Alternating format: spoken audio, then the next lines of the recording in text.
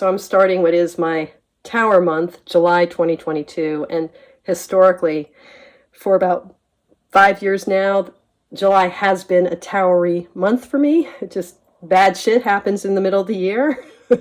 Or let's say life-changing cataclysmic shit where the heavens meet the earth, where these moments of ignition happen, where flames erupt in the middle of my heart, igniting what I thought was safe and solid, but actually was dry timber, needing a good thorough burning, apparently. July has been this kind of month for me for a number of years now, and literally this year, 2022, my card of the month that I drew at the beginning of the year for July was this bad boy, the tower from Kim Kranz's Wild Unknown. It's a beautiful, beautiful depiction. And I'm looking out behind me, not behind me, in front of me, behind behind this setup. I'm looking out at our back field where there are tons and tons of trees that look just like this, not in flames, but tons of Douglas firs. This is the topography of where I live, the Pacific Northwest. So I take this card to heart. And yeah, I'm beginning it with this month with COVID again. My husband and I seem to be rebounding, testing positive again. Now, positive tests don't necessarily mean that you're actively contagious. There's a lot of debate about this. But we also are both now newly symptomatic again. You can probably hear it in my voice. And I just, I don't feel too crummy, but I feel just crummy enough. You know what I mean? Just crummy enough. And it's the July 4th weekend, which I was supposed to spend with family. But again, COVID, the gift of Corona. I'm reminded that the word corona means crown, and I think has a reference to the structure of proteins or something that coronaviruses have. I don't know, I might be making that up, but I'm thinking how the conventional tower is all about a crown, our head, our ego, our most upright, towering sense of ourselves being smote by the forces above. Yeah, so the crown. Watch out for that crown. The first step is a doozy. So, yeah. And it's the July 4th weekend. In these United States of America, not so united anymore. We're celebrating Independence Day. That's the whole American idea of itself. That is the founding archetype for America is independence. So what does that mean, independence? It means that we're not hanging on anything else. But, as a Buddhist, my most core understanding is that everything is interdependent, right? That we're all hanging on everything, that we're all hanging on each other and hanging on the whole shebang, the whole kit and caboodle. It all hangs together. We're all freaking in this together, right? So, in some ways, the tower is the archetype in the tarot that reminds us that independence is really interdependence. Now, the hashtag I used for this month in my Mindful Tarot community, because each month, I'm encouraging and inviting and diving in myself into a kind of focus of practice and kind of organizing it around a hashtag. And this month it's the places that scare you. That's the hashtag. I'm riffing off the title of Tibetan meditation teacher Pema Chodron's The Places That Scare You. One of she's written many, many books. And like Thich Nhat Hanh, another great Buddhist contemporary writer who died earlier this year. Pema Chodron she's very prolific and very just such a lovely being, such a great sense of humor, so light in her touch and so accessible. So I highly, even if you have no real interest in thinking like a Buddhist, it's a beautiful book, and like all of her books. And it's a book that's about our ultimate central core, which is our soft, tender heart, our vulnerability, our woundability, right? The place that gets touched, the owie, the soft spot. The soft spot. The Sanskrit word for that soft spot is bodhicitta, which literally means like the heart or mind of awakening. That soft spot, that awakened part of ourselves that's open to possibility, open to interdependence, open to love. So why the places that scare us? Because that openness to love is fucking terrifying, right? It's vulnerability. No duh. It's vulnerability. Like, of course, it's fucking terrifying. It's also this present moment of our experience. You know, when we really get right down to it, whether right now is lovely or awful or boring or whatever adjective we might attach to it, there's an edginess to this moment right now and its bareness that's almost intolerable. Have you ever held eye contact with someone for just a second too long, or they with you? Like a friend or a colleague or a coworker, and you make eye contact for just a second too much, and it's like, and it's super uncomfortable, and we look away. Or that way that, in an elevator, everybody kind of looks at the ground, or you walk, this happens to me at the hospital all the time, you're walking down these long halls and you see someone and you wait and wait and wait until you get into a certain closeness to that person before you go, oh, hey. Because if you say hey too quickly, like when you first see them, what do you do for the time it takes to, the time it takes to pass each other? That intimacy and how it feels, right? It's a very just, homely, simple example of what I'm talking about. The edginess of being present. That edginess, the way it refers to something catching fire, to something vulnerable being wounded, that's what the archetype of the tower is all about. So, this month, since historically, July is my tower month, and historically it's fucking terrifying mid-year because something is going to happen, or many things are going to happen, and it's right. Every day I want to explore this archetype with you, with videos, with readings, and if you care to join the Mindful Tarot community, be on our Facebook page, post your own readings, your own exploration of the places that scare you. Come to our community Zoom, which is always the third Sunday of every month. If you're, in Australia, I guess that would be the third Monday. Come join us. Just drop me an email to the address below. And if I don't get back to you right away, be patient with me. I feel crummy. I'm kind of slow on my email this past week. Okay, so I'm going to do a draw, and I'm working with the third edition, I think it is, Terra Volatile, which is a deck I am just starting to know. I have a video of getting acquainted with that deck where I had a really powerful first encounter with it, which made me think that I should use it for my Tower Month, because it's a deck that's explicitly about transformation. Now, this deck has a 5th minor arcana suit, so it has 6 suits in total, including the suit of vessels.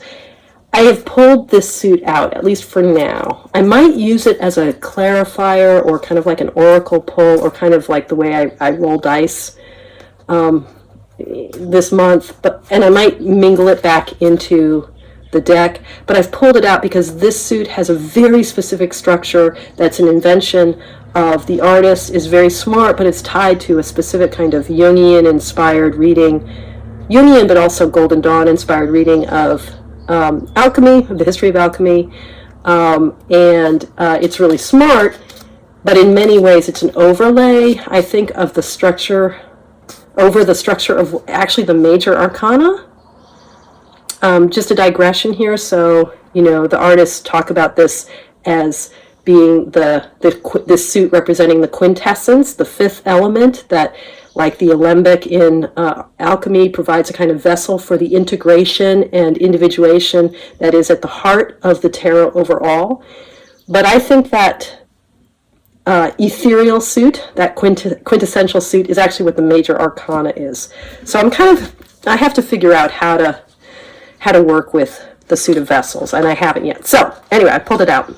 But I have left in all the other alternate cards that came with this particular deck, which has some of the cards from the expansion pack, I guess the original expansion pack, including 2 cards signifying the tower, both the original tower and a card called Hubris. And the way I'm going to do my card reading is I'm going to go through this deck, one card at a time. Whoops. Oh, isn't that interesting? The Judgment was flipped over. So, for whatever it's worth, that card announced itself, but I'm putting it back in. I'm going to go through the deck one card at a time, and when I get to the Hubris card, I'm going to pick the card that's right underneath it, and that's going to be my bottom card in a Roots and Canopy spread. And when I get to the Tower card, I'm going to pick the card that's right above it, and that's going to be the Canopy for a Roots and Canopy spread. So I'm doing a kind of significator reading where I'm shuffling the deck, and I've actually shuffled it already, but doing a little bit more on camera. And then I'm going to go looking for those 2 specific cards to give me my Roots and my Canopy. The reason that there's a Hubris card as a alternate card for the Tower is to invoke that kind of Tower of Babel, kind of, biblical sense of the Tower as the fall that has, that's all about knocking down our pride. Now, I don't think of the Tower as being, or of the ego and its crown crashing down as being particularly about pride per se. But that sense that hubris is about what needs to come down to earth, right? Like Icarus falling from the sky in the mythology of Icarus and Apollo. In that sense, I think hubris is a great card to point me toward my roots, what's at the ground. So I'm turning things over one card at a time. Maybe I'll do this on camera. Well, no. It looks like the deck is upside down, so I'm going to turn it right side up. And as I always say when I do this kind of reading, this is fascinating video, but maybe I'll speed it up.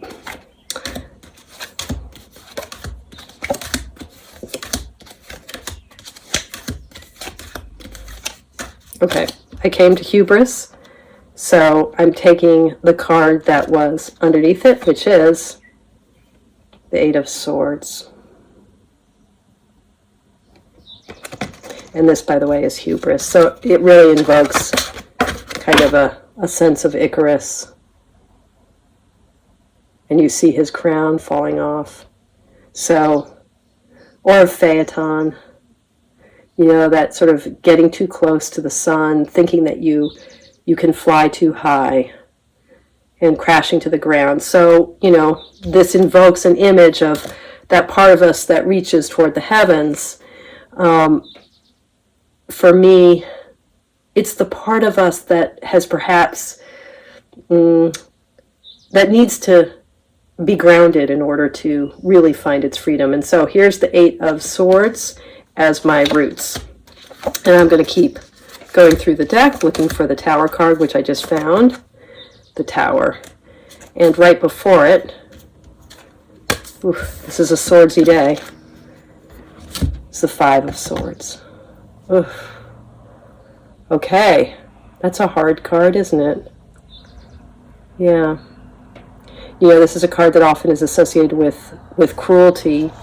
I think of it as the ways in which, like all the fives of tarot, it gives us a kind of broadening of perspective. It can be a pivotal card, a linchpin card, that way in which the point of the V, that sense of pivot, of turn, of perspective.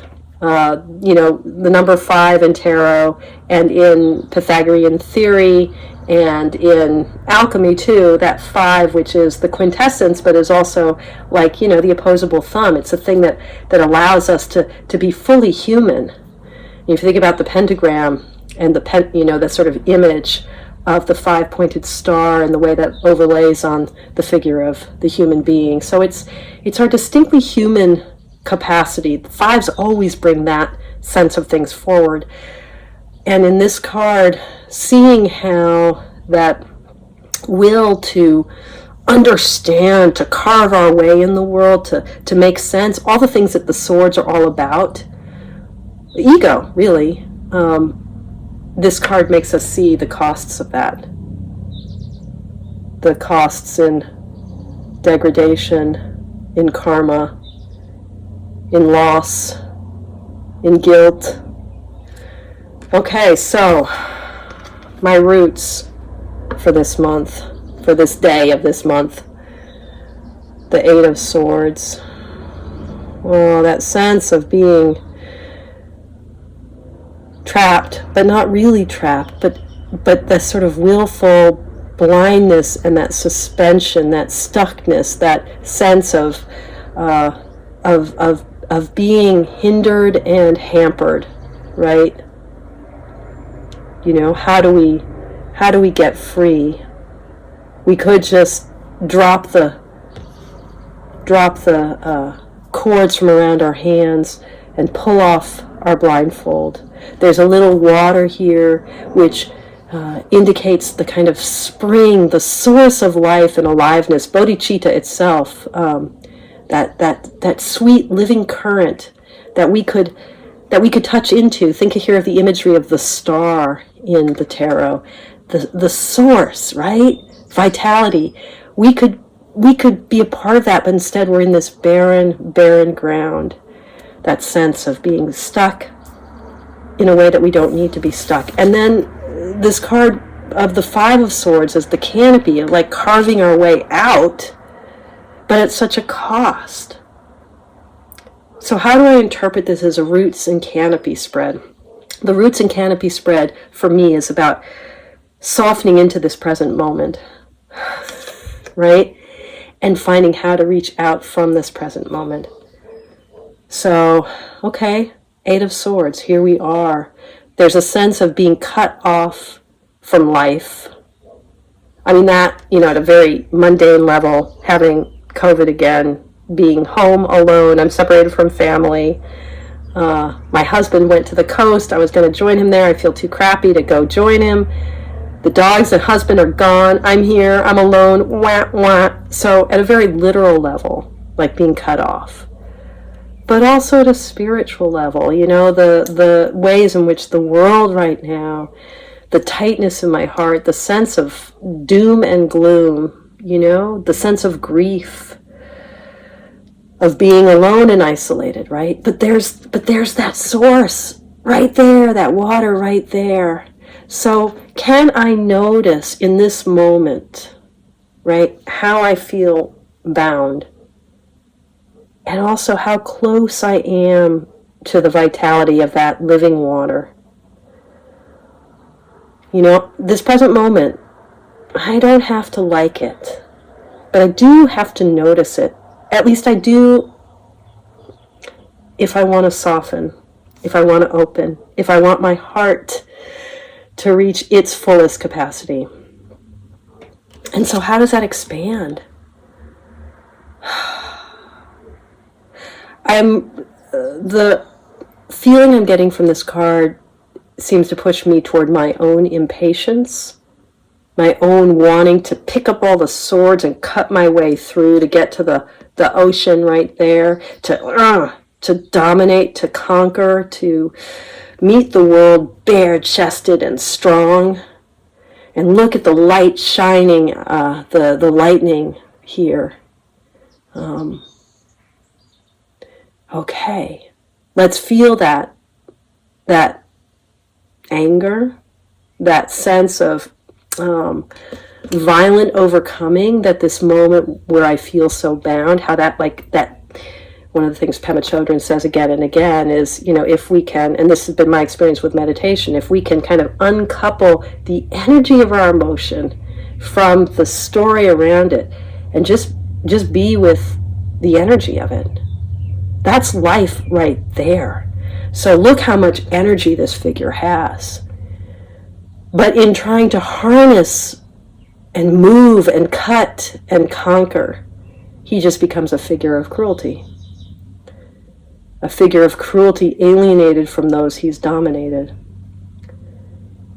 Can I feel all of my forcefulness, all of my energy and vitality, the living water, without picking up the sword? Okay. I think we'll stop there. That's today, July 3rd, the day before Independence. Yeah, he needs to recognize his interdependence, right? And that's an uncomfortable place to be. Okay. Yeah. Thanks for joining me, and thank you for your practice. Take good care. And, whoops, toodaloo.